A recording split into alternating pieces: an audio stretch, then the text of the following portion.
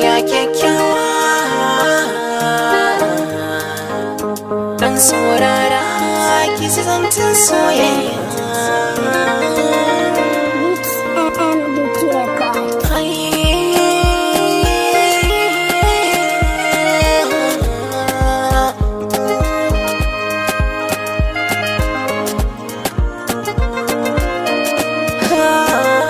Kyakkyawa mai kyawun fuska kamar ya zinariya, yau na zo zana jaddada kalmar so gurin gimbiya.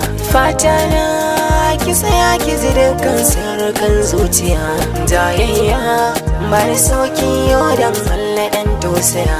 Kimin usiri komai na faɗa kaina ki so ne sila, muradi na kan so baya wuce samu mai hankali, iyar girma mai kyau da idanu ko da ba tozali, tarin ilimi ya zama a gare ta kwai da tawakkali. Da ganin ki kwarai kin yo daidai da kalar da nake nufi, shi yasa na iso a gare ki da kalmomi ne da badala. Kin san zuciya da abin da take so kuyo ya ta rabu, daga wanda yo hidima kan so siyawa shi lambar yabo, da daga aka san haka yanzu sashen zuciya kan taɓo. Masu yin uziri a cikin soyayya su suke gari, ki sakani da yi abadan a gare ki ba zan yi canjin kala. Ba a gane gwani a bayan sosai in an yi rabo da shi, duka mai haƙuri in ya shiga soto zai ci riba da shi.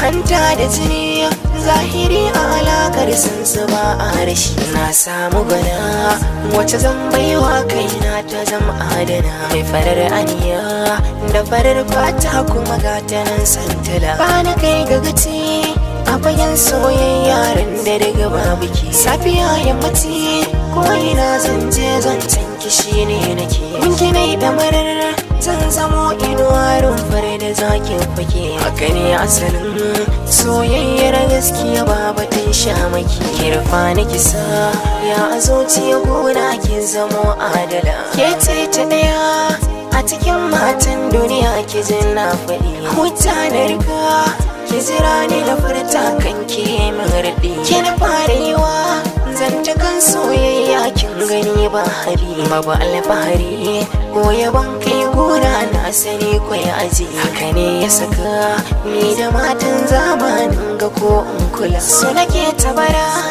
a gare kiki daure mana kya misali ne, inda masu batu sun faɗa shi zane zai fi kyaurin gini. Yanzu in kika ce kin na amna batuna to kin kyauta mini, zan yi albishiri a gare ki da yau kare da alƙawari. Yanzu zana wuce can gidan kusa da ki zana kai kin jiya.